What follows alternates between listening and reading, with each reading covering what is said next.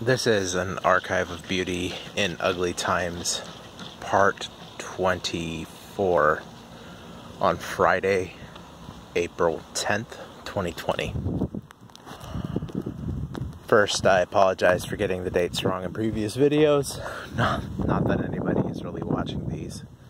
I think my average number of views is 4, and I think 2 of those are usually me checking to make sure that the video is correct.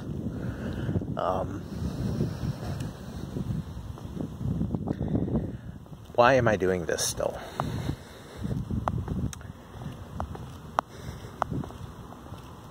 Clearly it's not for the brand. Nobody cares. And that's okay, I'm not complaining. I think I'm doing these videos because I want to do them. Because, who knows, 100 years from now, some anthropologist digging through the archives of YouTube might stumble across my collection of videos and say, we have a pretty good picture of how this individual handled the coronavirus. What they did, what they thought, what their frustrations were, what presumptions they made, etc. Who knows? I'm not so egotistical as to think I'm important in any special sense of that term.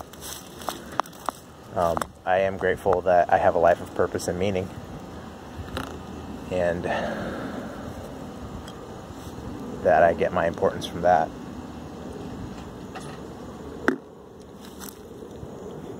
I'm back here at my spot, looking at the canal in my corner. Today's Good Friday.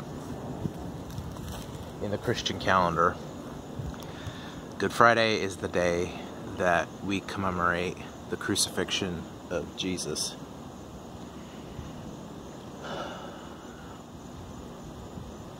It's hard to talk about this.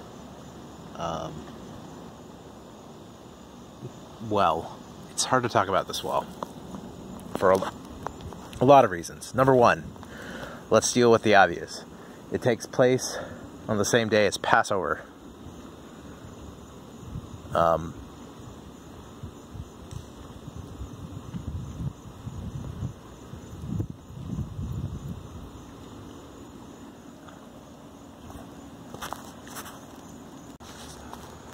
By which I mean it overlaps with the celebration of Passover in Jewish tradition.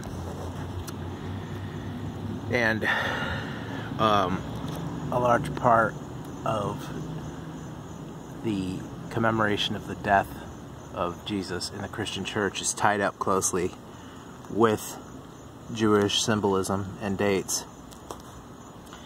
that a Christian would argue typically are the fulfillment of covenant promises, and which a person who practices any of the Jewish faiths could as reasonably argue is an appropriation.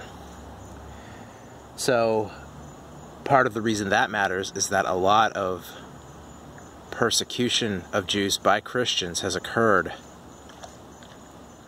on Good Friday and during the Easter season in general, and we can't shy away from that history. That we have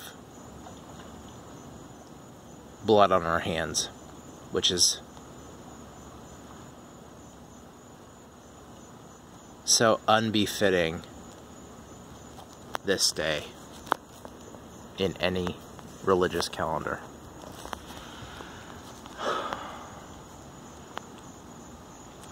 Another reason it's difficult to talk about Good Friday is because the day itself is a difficult one conceptually for the Christian. On this day, God dies.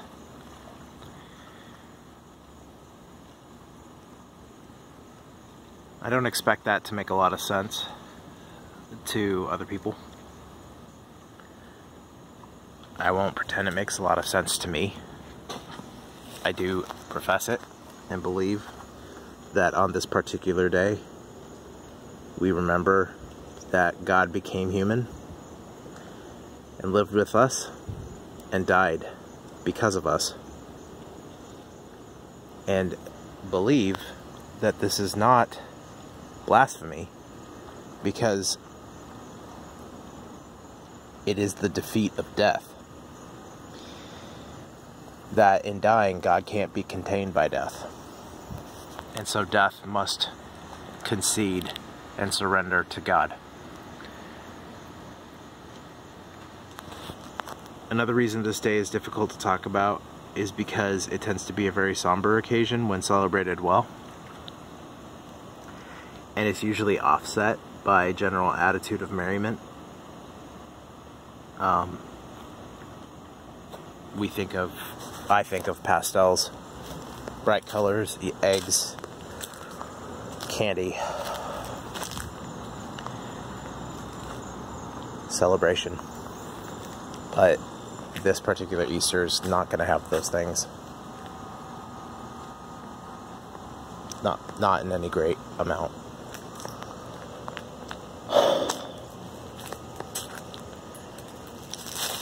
But it's cliche to say it, but in the midst of great darkness, great joy is made possible.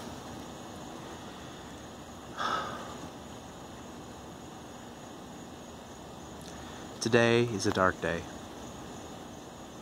by any account. But it is not always going to be dark.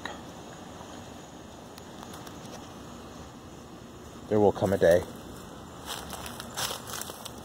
when all darkness is forgotten. Let us hope. Here's a beautiful thing.